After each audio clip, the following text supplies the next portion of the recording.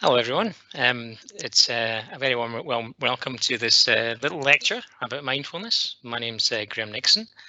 Um, I'm a lecturer in the School of Education at the university, and I'm the program director of our MSc program studies in mindfulness, which has been running for 11 years now and has had hundreds of graduates in mindfulness throughout those 11 years. And what I'm going to talk about tonight is just how varied the applications and their backgrounds are about this thing called mindfulness. I know the session was badged mindfulness in the time of coronavirus. I think that the pandemic and lockdown has maybe really accelerated interest in mindfulness um, to the extent that it's fairly mainstream nowadays. And we can see that in various ways, in terms of the apps on our phones, the various books that are adorn our bookshops nowadays, whether they're colouring books or more serious kind of looks at this phenomena of mindfulness. And I think lockdown has given lots of people pause and the opportunity, not a welcome opportunity, of course, to think about how they relate to their thinking and to their thoughts. And I guess that is what we're talking about in the territory of mindfulness. So I've got a short lecture, a little lecture, as described, and then I thought the best thing you can do with mindfulness is have an experience. So I'm going to lead you in a short practice as well. I'll answer any questions that appear in the chat at the end, so don't worry, I'll get to them at the end. Or the people that are assisting me on this meeting will also maybe be able to answer some of the questions as we go along as well. But I'll certainly dedicate space at the end after the practice to any questions you've put up there for me. Okay, so I'll start by just kind of outlining what I'm going to try and do. So here we go. So I want to talk about definitions, of course. What is it? I think it's important with mindfulness, perhaps because there are some presuppositions and assumptions about it to describe what it's not as well. I want to talk about how it's come about. Why is this thing a phenomena at this time? Why has it become so mainstream, so popular? Describe some of the applications and places where people are using it in various professional and personal contexts. And then for me, one of the most interesting things is the why. Why is there an appetite for mindfulness at this point in time? What is it about early 21st century life, particularly in technologically advanced societies, that gives us an appetite for mindfulness? So I'll talk a little bit about that and some of the work I've done on that. I'll share very briefly some research just from some of the professional contexts where mindfulness is being used.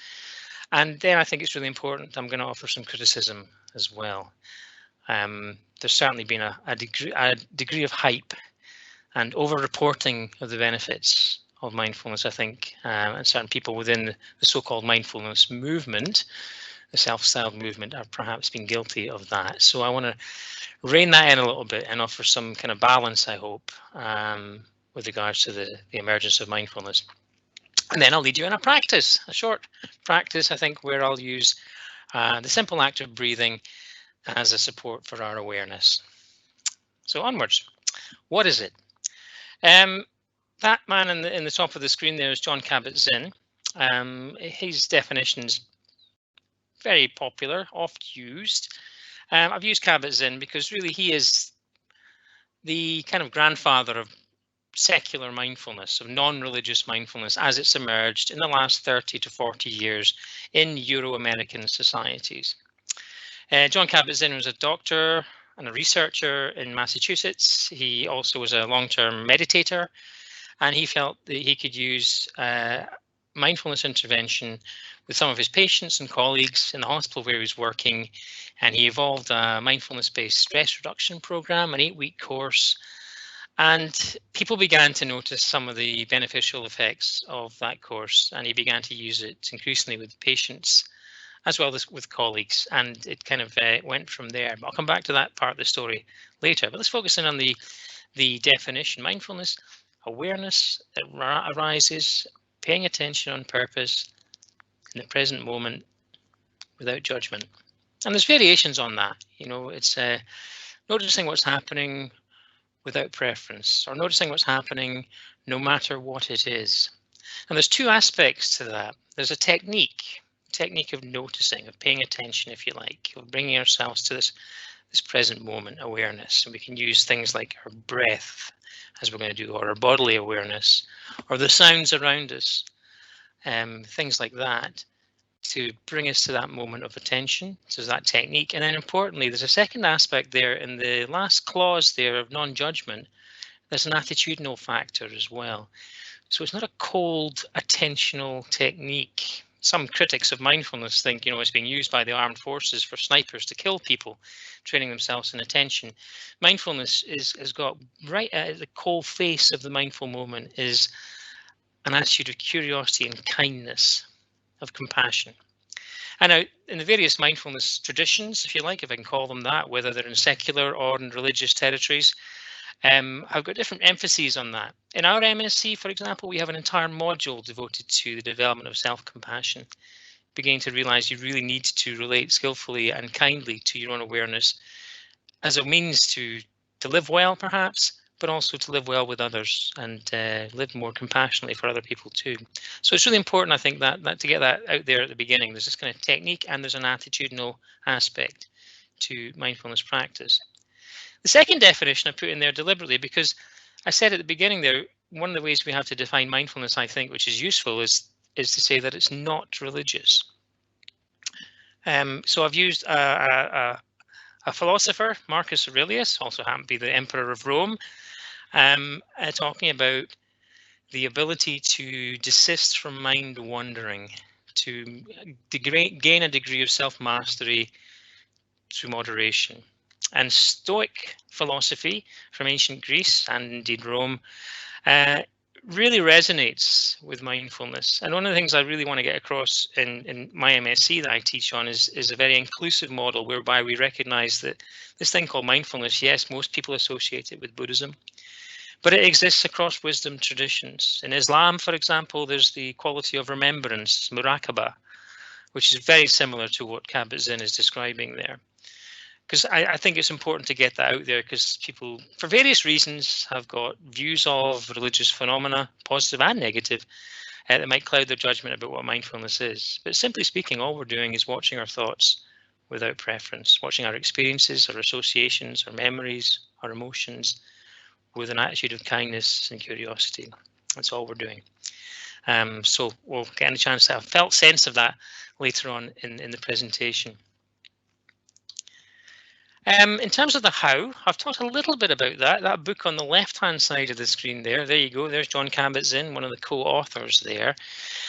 What happened was those other names you see at the bottom of that book, Williams, Teasdale and Segal, they went over to Massachusetts and they thought, well, this is really interesting. You get some powerful results here about your MBSR training, your mindfulness-based stress reduction training.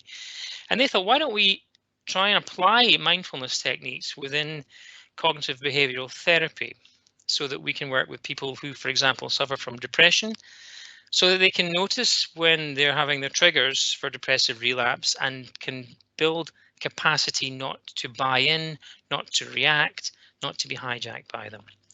And so these academics, they developed mindfulness-based cognitive therapy.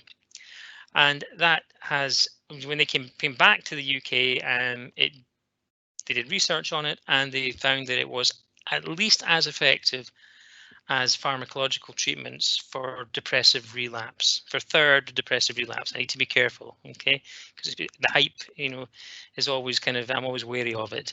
But anyway, that was significant enough for the NHS to put mindfulness-based cognitive therapy on the National Institute for Clinical Excellence guidelines. It became a prescribable treatment for certain forms of mental illness, particularly depression. And that really was a kind of pivotal moment in the story by which mindfulness began to emerge. We're dealing here with mid to late 1980s, really. And so that was its emergence within a clinical healthcare context. And then really it just kind of blossomed out as people began to think about, well, how can we, how beneficial could it be to enhance decision making, to improve communication, to make people less reactive and more responsive in various contexts. And these are some of the claims that are made for mindfulness. So as you can see there, the 2014, the year of mindfulness, as it's now called by some academics, and you've got that kind of iconic Time magazine front cover, the mindful revolution, the science of finding focus in a stressed out multitasking culture. For many people, became kind of emblematic of the appearance and the mainstreaming of this technique.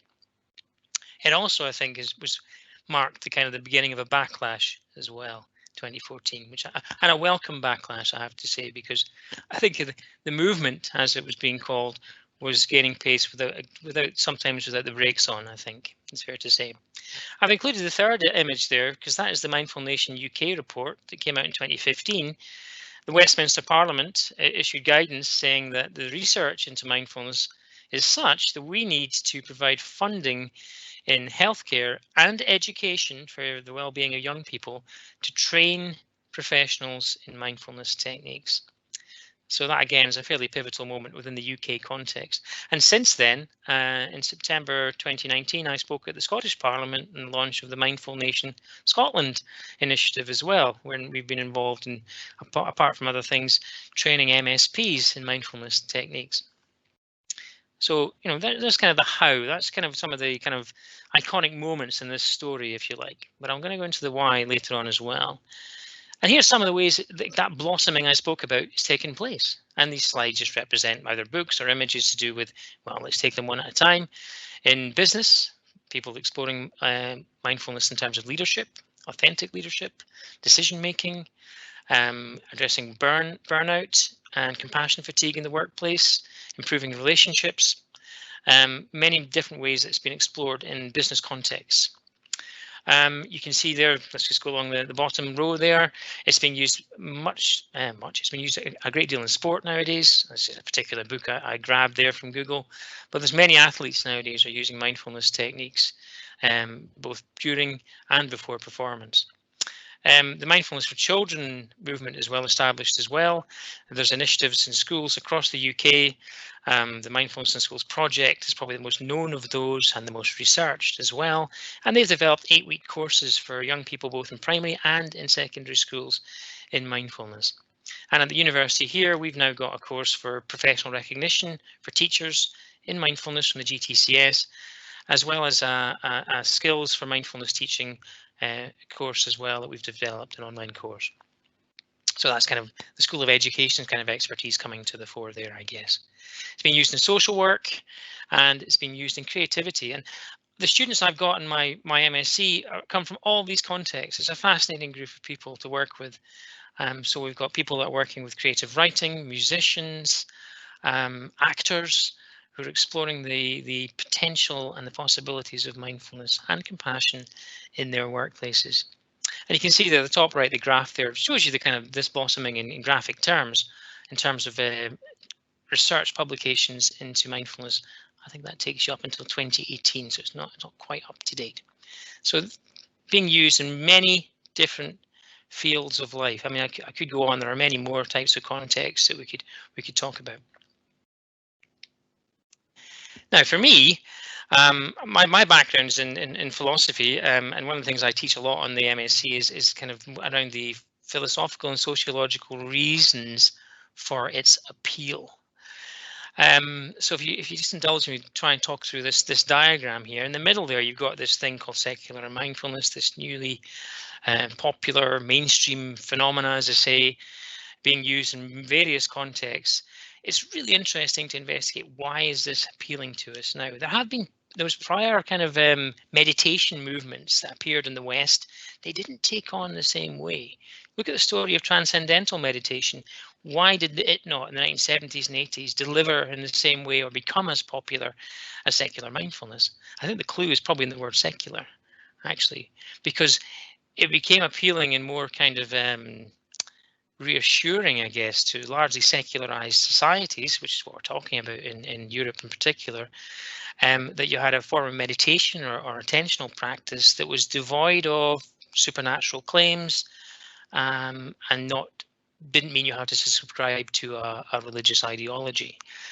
So I think the secularization story is part of the appeal. So what you've got is a move from, not for everybody, by the way, But for many people, in Scotland in particular, Scotland's an increasingly secular society. We'll wait and see what the census of this year reveals about that. You've got people who are increasingly interested in a kind of privatized view of reality, no longer a kind of a communal buying into some shared story or meta narrative, to give it its fancy framing. And you have this kind of privatized spirituality, dare I say, as well. So it's a much more individualistic thing. So for these types of people, secular mindfulness is perhaps appealing, something you can do on your own, something you can do through your phone, something you can do with your app, or indeed something you can do in community, but in a community of like-minded people, perhaps. I think at the top of the diagram there, there's a kind of term from kind of social theory, but it's really not terribly complicated. The postmodern choice point, postmodernity, is arguably where we are. A time where there's competing truth claims, there's an information glut, where we find it hard to make decisions about what is true anymore. And we know all this now. This is no longer for philosophers to argue about, because in a world that's rife with political populism and claims and counterclaims, as we've seen recently, we know we're in the postmodern choice point. We know we've gone beyond the kind of safe certainties of modernity into a confused kind of territory. And I think that, given that's the case, how do you proceed? How do you make choices? How do you decide? I think mindfulness is a thinking skill technique for kind of discerning what to do with ourselves next, based on kind of self-awareness, may be appealing in that context. And again, in the postmodern choice point, you have people who are willing to shop around for practices and ideas. It's no longer in the belief supermarket that we shop in one aisle. In the postmodern choice point, we pick and mix, and some people think that's a bad thing, and other people think, no, that's just part and parcel of modern life. Okay. Technical development, I guess, probably is best described as technological development. And I think, I don't need to talk a lot about this, but I think that the information glut, the information overwhelm that I've alluded to, is made possible by technology.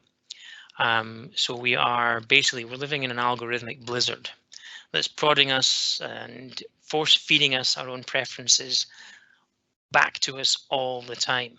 And we all know about that. We all know about the fact that you can have a conversation with someone innocently one day, and the next day your Facebook feed is telling you you need to buy something.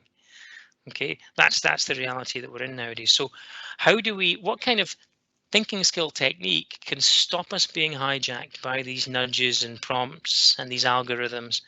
And arguably, if you've got an ability to slow down, stop, pause, watch the show, pull yourself onto the riverbank and watch the current for a change, maybe that's a way to arrest the algorithmic blizzard and live, let's be rather grandiose, more freely. Mindfulness can enhance our agency in this age of technologically enhanced information overload.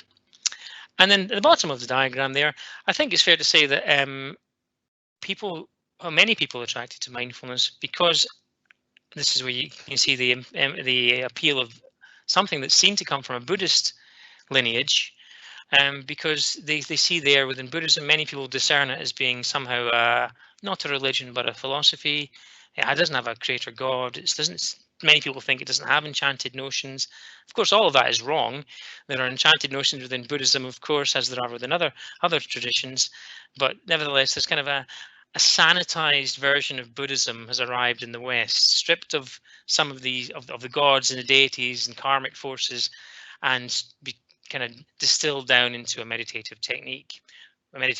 Which, yes, is very much in Buddhism, but only a part of it. It's only 2 parts of the Eightfold Path from that tradition. But there's been a shaping of the other, in this case Buddhism, to fit the needs perhaps of the 21st century. And so how that's shaped up has been in the delivery of secular mindfulness. One of the really interesting aspects of the fight back against the popularity of mindfulness has actually been from the Buddhist community, who feel that their tradition has been watered down, has been corrupted by capitalism, stealing their technique.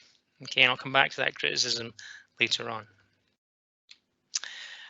So there you go, that kind of captures it. I'm not suggesting that these graphs are capturing correlations or the causality, but I think, you've got internet users, look at the graph there on the left-hand side there. You've got interest in mindfulness on the top right hand side, and you've got the reality that mental health is a burgeoning issue of concern. And I haven't personally done any research that might connect these graphs up, but I think that there are other people who have done that. The technological reality we're living in nowadays is something that can be quite toxic. So how do we navigate that? How do we live skillfully in this environment? I'll come back to that point with regards to social media. And that's the next slide. So I just captured this. I don't know if you saw the what was the show called on Netflix about social media? It was about it doesn't matter. Anyway, this chap here was quoted a lot, Jaron Lanier. 10 arguments for deleting your social media accounts right now. And he's capturing some of the things that he thinks are kind of fairly toxic about online life. So he's talking about status anxiety. He's talking about you've got basically a judgment machine. Okay, that we're what I think social media does, it creates a sense of perpetual audience, and many people enjoy that, and we look forward to it, and we look forward to engaging with it. But it is kind of can have a dark side as well. Lanier says, in terms of politics, there's no left wing and right wing in social media. There's just down, because social dilemma. Thank you. Yeah, I mean, and you have got a judgment machine that feeds on our anxieties and fears, and that will deliberately catastrophize us into certain ways of behaving. I mean, that's the algorithm that's most prevalent in social media. And if you look at, you don't have to look at social media for this. If you look at the red tops and the news agents, tabloid newspapers, that's what they profit on. That's how they sell their product. It's a diet of fear and catastrophe. And it's plugging into our evolutionary kind of inheritance, that we are we're survival machines. We're programmed for survival. Hang on, I'm just gonna, my laptop seems to be running low on battery. I plugged it in. Bear with me. There we go. Sorry about that. Okay.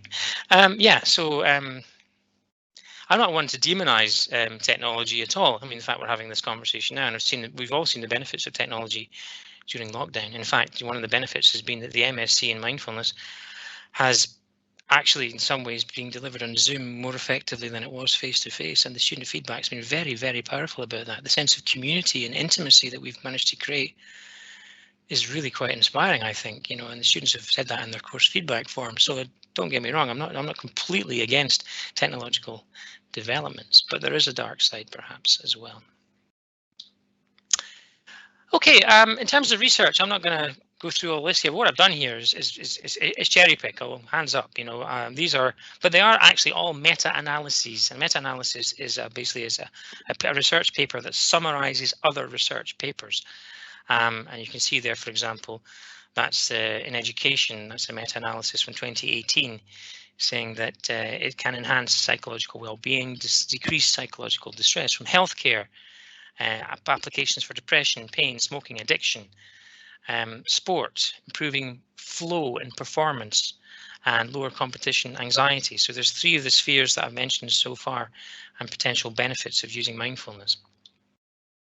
In creativity, the ability to switch perspectives, to gain to enhance the idea of novelty, novel experiences, because arguably when you practice mindfulness, you begin to recognize your habitual patterns of mind, and that recognition actually dissolves their causal significance, and you no longer get hijacked by them quite so much. So maybe something new can emerge, and some interesting research done in creativity around that.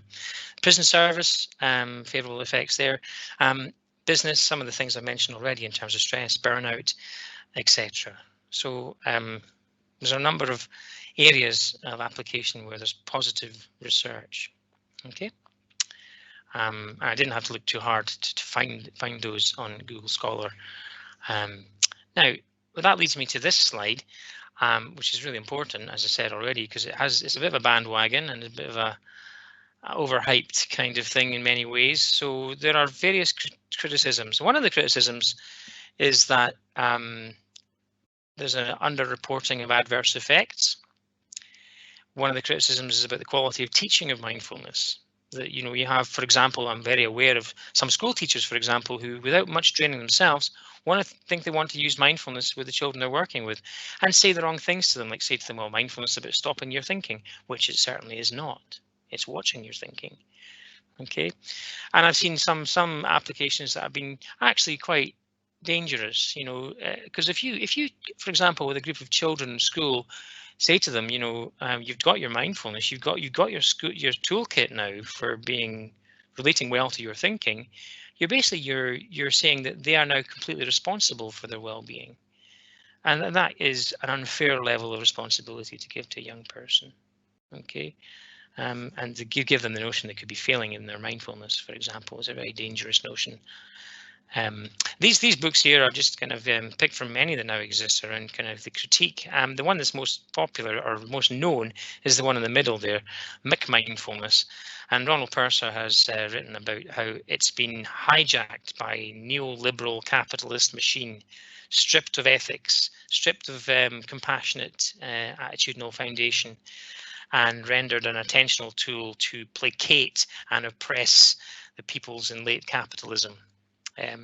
It's an interesting critique for sure, and I think that's happened in some places. I do think there's been some organizations, some well-known organizations and corporations around the world, some of the big brands that we have, that have done exactly that with it. You know, so they basically are saying to their employees, it's not your unfair situation that's causing you suffering. It's how you're relating to your unfair situation that's causing you suffering.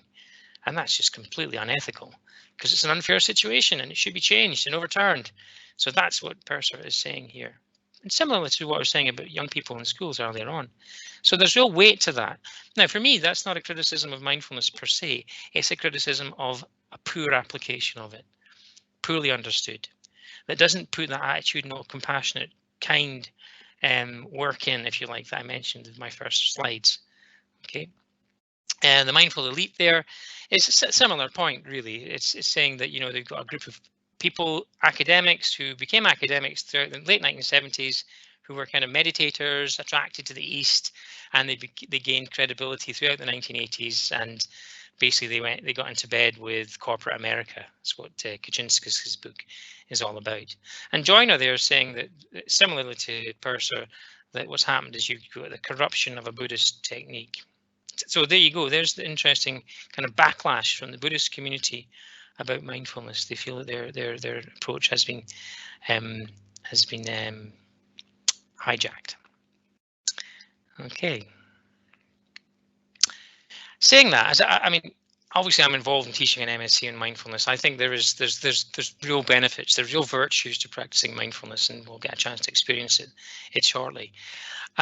This is Jamie Bristow, who actually coordinated the Mindful Nation report at Westminster Parliament and helped us out in Holyrood as well, actually, saying, you know, it's not a passive thing. It's not something that leads to inaction. And actually, I will speak with, you know, albeit kind of anecdotally, but about the students I work with, they don't become passive, oppressed individuals in their workplaces. In many cases, many of them have left unfair situations, challenged unfair situations, and things like that. I quite like what Jamie's saying here. The greater the urgency, the greater the need to slow down and tune into real-time information, values, and intention. And he's got this framework he's developed. This is just hot off the press. This came out this morning, actually, talking about, you know, reclaiming attention, becoming more receptive, building cognitive resilience, becoming more metacognitive, becoming more aware of ourselves, connecting to our deepest qualities, cultivating them. One of the most powerful practices that I led with students during coronavirus, during the first lockdown, was gratitude practice, whereby you recall a positive experience and you basically just allow your awareness to marinate in that, and you develop an experience of gratitude, a positive disposition, kind of deliberately altering our brain chemistry in that way, when that can have significant impacts on well-being. It can interrupt automatic behaviors, and as I've said already, maybe, and there's neuroscience would back that up in terms of kind of cognitive functioning and kind of the parts of the brain that are in charge of kind of control, that more choice becomes available.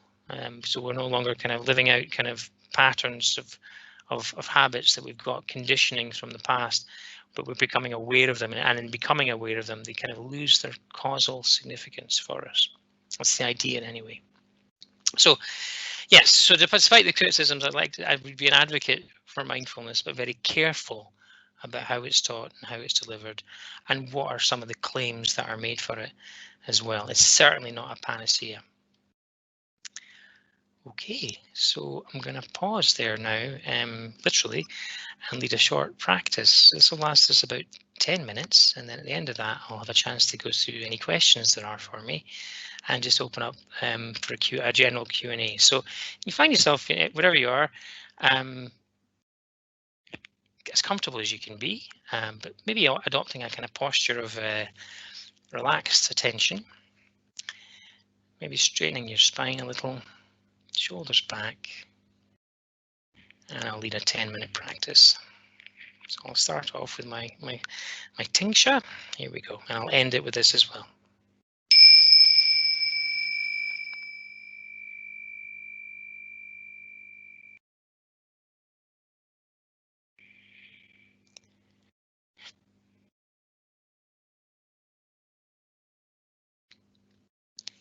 So just relaxing into your posture, your feet on the floor, your hands on your lap or your knees,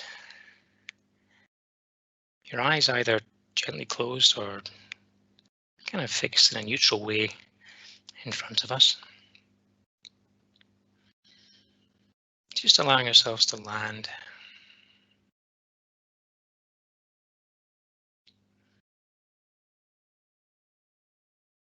And perhaps beginning by bringing our awareness to breathing, whatever that sensation is strongest. Could be the rise and fall of our stomach and chest. It could be the silent rush of cool air before our mouth and nose.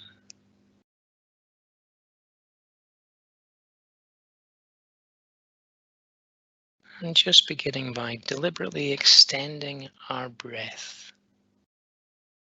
So deeper and longer.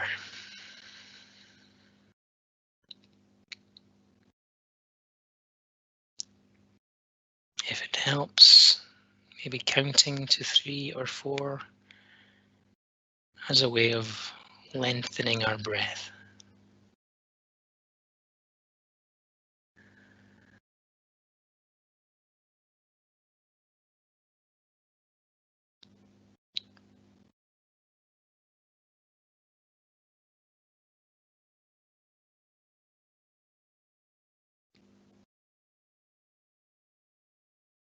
Noticing a sense of settling,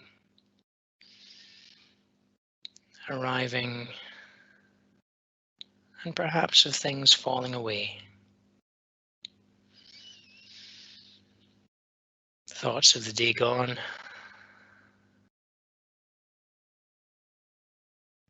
any tension in our bodies.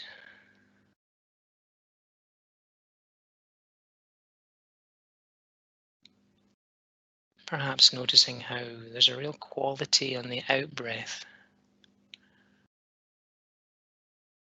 of letting go and arrival.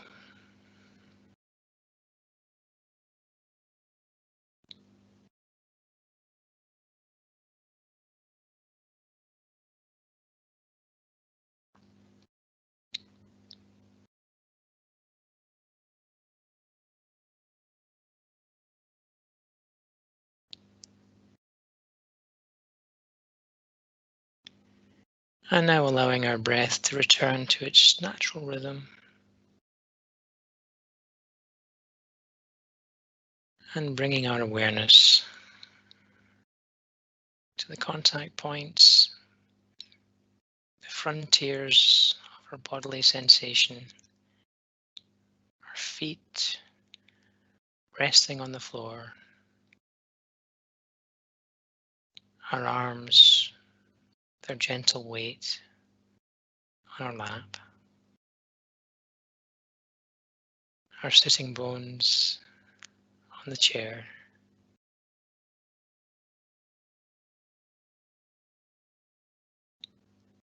investigating the contact between our skin and the clothes that we're wearing,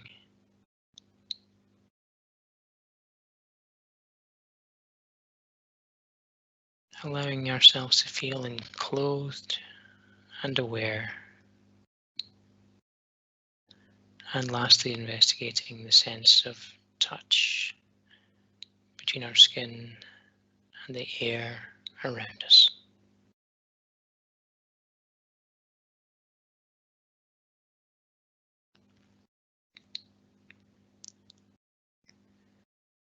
Resting our awareness in our body as a whole.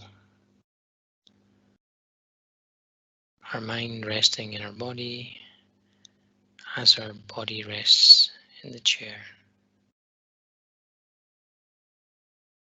with a sense of nowhere to go and nothing to do.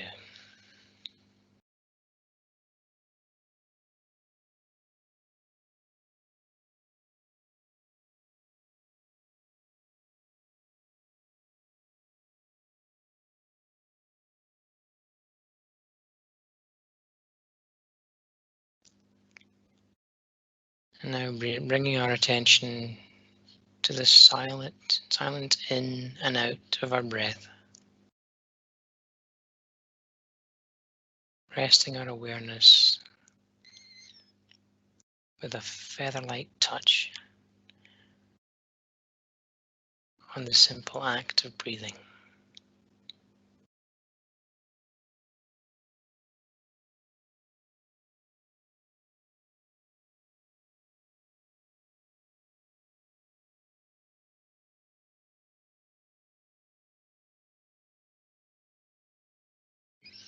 Not holding too tight to breath, simply allowing it to flow.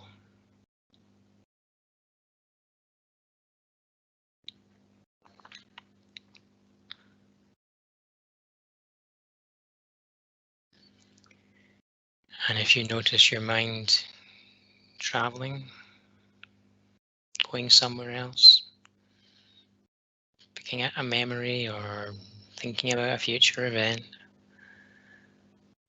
just notice where your mind goes with a smile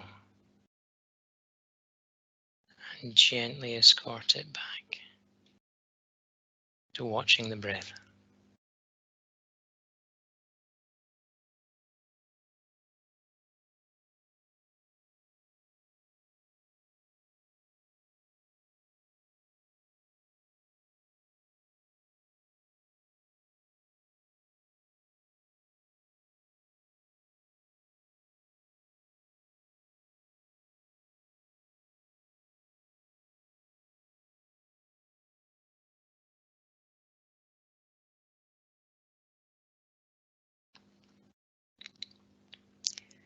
And again, our mind may wander like a mischievous puppy,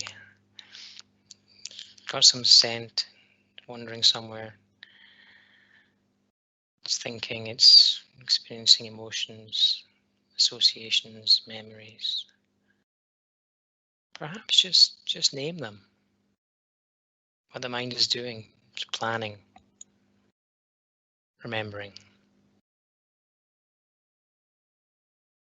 anticipating. Maybe it's feeling frustration, discomfort. No matter what it is, just observing it with kindness and gently returning awareness to breathing.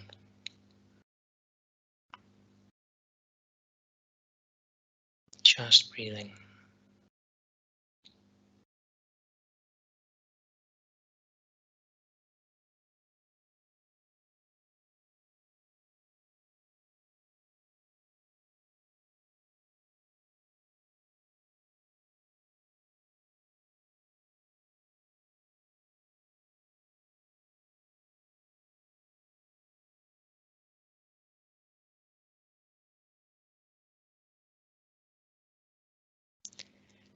And again, our mind may wander.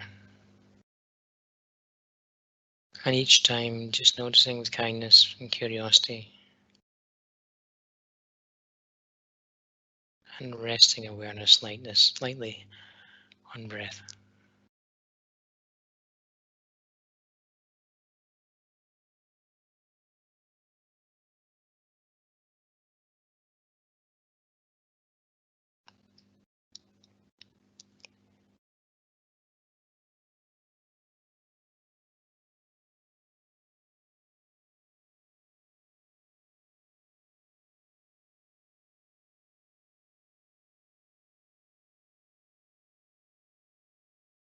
And as we come towards the end of this short practice together, perhaps hoping that we can bring this responsive awareness into the next moments of our day.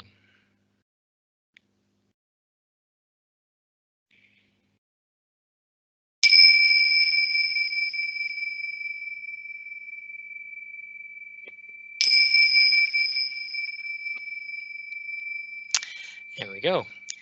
That's me using it. It's a tingsha. It's a Tibetan meditation chime. You can use apps on your phone or whatever, and there's various apps available that you can use that will make those similar noises if you don't. I quite like the artifact, although I'm not from that tradition myself.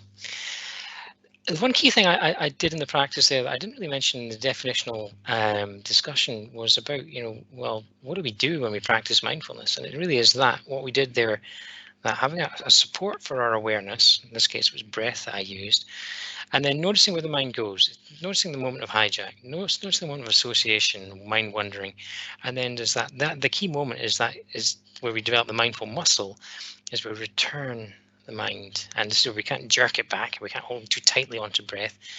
The attitudinal aspect really comes to the fore then, of kindness and curiosity and compassion for ourselves. Okay, as we come back to that support, we do it again and again and again, and we call it practice for that reason. And the idea is that this begins to spill over off the meditation cushion, away from the mindfulness practice session, into our lives, into our awareness. Okay, and begins to cultivate our life in our lives, take root in our lives, so that we don't become so reactive. We don't become so prone to hijack. We don't become so prone to the adverts and the algorithmic nudges that we are prone to. And that's it in a nutshell. It's very, very straightforward. There's no great need for philosophical elaboration about the actual process of mindfulness. That's what we've just done. So I'd be, at this point, it's 6:45. I'd be really interested to see what questions have appeared in the chat. I know that Ray and Jacinta have been kind of curating the chat for me, so I can maybe have a look in the published questions there. If I get my mouse to work. Here we go. Okie doke. Okay, what we got here? Someone's saying they tried mindfulness a few times and it's been helpful, but I struggle to commit to it, I forget. Yes, tips for building mindfulness practice into daily life. I think one really important thing that I think meditative traditions have recognized for a long time is the need for community of practice. So that could be something we can do. I mean, I use an app on my phone. It's called the Insight Timer. And one of the things I really like about the Insight Timer is it tells me who's practicing nearby.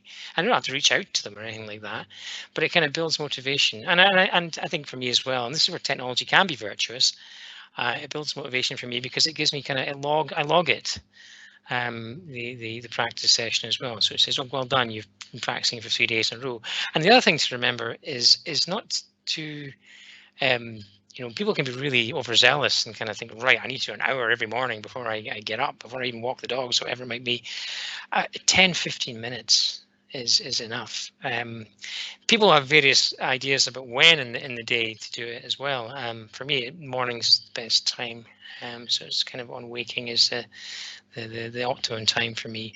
And I think it's really important not to, in the spirit of mindfulness, not to allow the inner critic to run rampant if we feel that we're falling off the cushion too often, and just get back on. And I think as well, another thing that I think is important to realize is you can cultivate mindfulness in your daily life.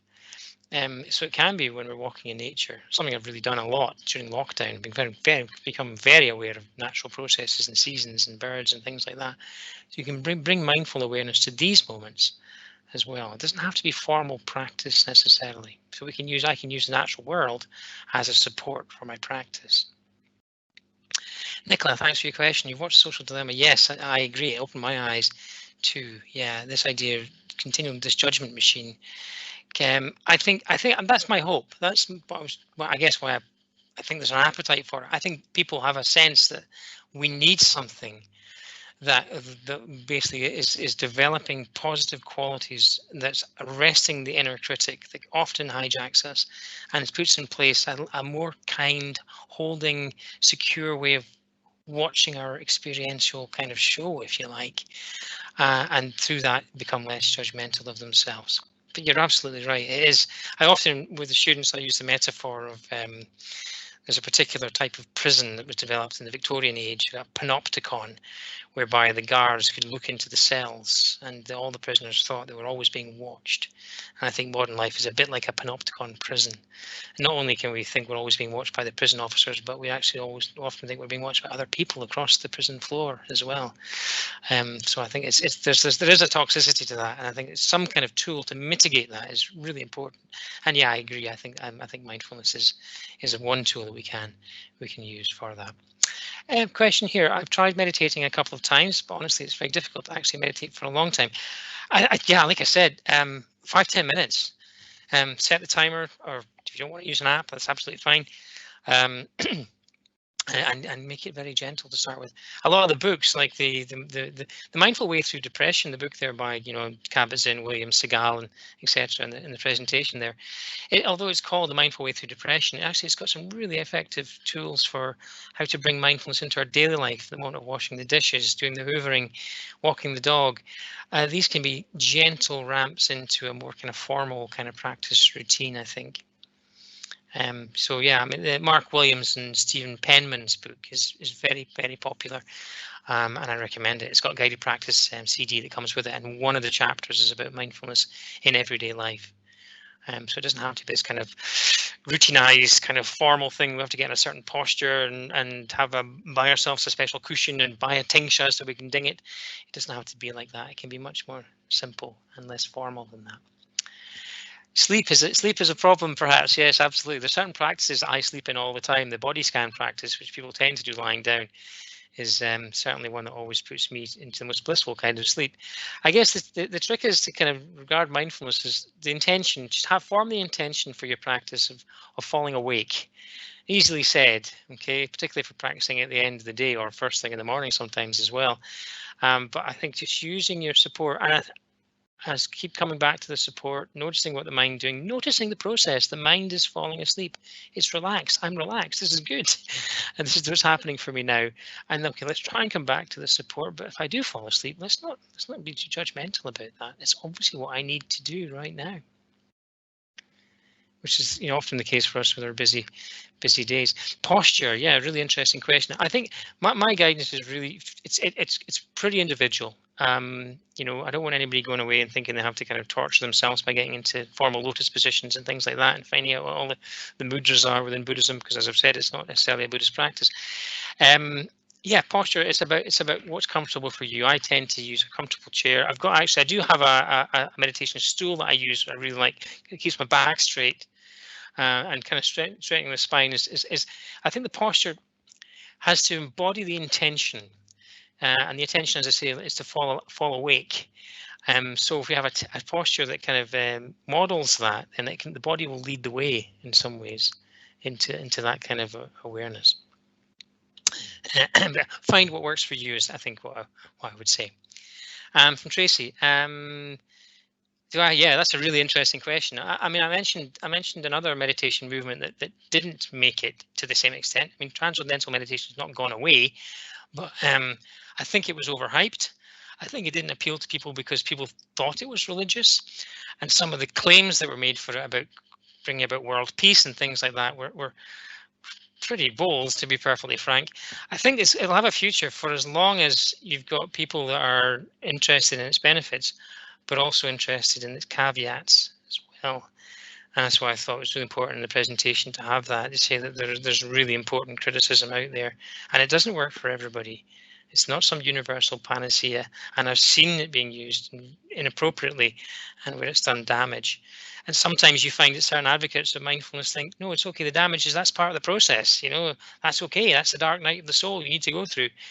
I don't have much truck with that kind of that argumentation, to be honest with you. So I mean, it's interesting, Tracy, in answer to your question. When we started the MSc, I think people thought, dare I say, this is pretty flaky and woo woo. Where's this coming from? But we got started, and to use the Field of Dreams line, if you build it, they will come, and they did, and they kept coming, and they kept coming, and we've had to cap the numbers every year for the last 3 or 4 years. So I'm fairly confident. I mean, and it's spilled over now into our Discovering Mindfulness module. It's spilled over into our Teaching Skills module as well. And I'm kind of, it's become the main thing I do in my work. I'm actually a teacher educator and do teacher training, but the program directorship of the Mindfulness MSc is the biggest part of my job on a day-to-day basis. So I'm fairly confident that will continue. What else have we got? Sleepy and don't experience benefits. I talked a little bit about the sleep issue there. I think it's about managing our expectations as well. I mean, the analogy that's often used is it's like going to the gym, and you're exercising a mindfulness muscle, and it's kind of managing our expectations about how quickly we'll develop that muscle, perhaps. Yeah, and don't experience benefits because you're sleeping. Okay, fair enough. So I guess that back to the attitude of kindness, not being too judgmental about yourself, and maybe exploring different postures that maybe embody that awakeness rather than that sleepiness, and maybe experimenting with times of day where you practice as well. Often some people favor silent practice and their own routines. Maybe some guided practices might be of use to you as well. Okay, we've got someone, I think, from an educational context looking for classroom benefits and research. I think I mentioned in the presentation the Mindfulness in Schools project, MISP. I think it's MISP.com, I think. They're the most prominent trainer of teachers, and they've got on their website, helpfully, they've got research, and they've got initiatives for primary and secondary school children, the .B and the PAUSE-B curricula that they teach with children. But there's a great deal of books nowadays about educational kind of applications. But I think the MISP website be a good first port of call and a portal into some of the research that's been done in schools. The work of Catherine Weir in UK is very influential. She's written a number of meta-analyses about the benefits of mindfulness with children as well. Kathy, not a question, another comment on the idea of smiling at what your mind has wandered onto. I mean, recognizing that. Yeah, I mean, the time what came up in my mind was puppy, because I've got a puppy just now, so a 9-week Labrador. So I am very aware of what my mind can be like her, and it bites me a lot, and I've got the scars to prove it on my arms just now. So the mind is like that. It is like a puppy, and we have to let it off the leash, and then let it come back to us with a kind of a smile. Eventually, hopefully, it'll become more trained. Watch this space. With regards to my puppy, that is. Yeah. Alexis, thank you, Graeme. What to do when this comes up? I must remember that thought before. Oh, that's yeah. Yes, I mean, I think you can one thing you can do. I guess that's a symptom of many of our lives nowadays. It happens to me all the time. I often wake up in the night and think, oh, I must write this PowerPoint slide for tomorrow's lecture, and get up and do it there and then, or make a note. I've got a wee notepad beside the bed. Maybe that's just my really unhealthy lifestyle, but yeah, I mean, there's no harm in pausing the practice and making a note of something if it's really valuable, and it's back to this attitudinal aspect. Let's be compassionate, let's be kind to ourselves, let's hold ourselves gently here.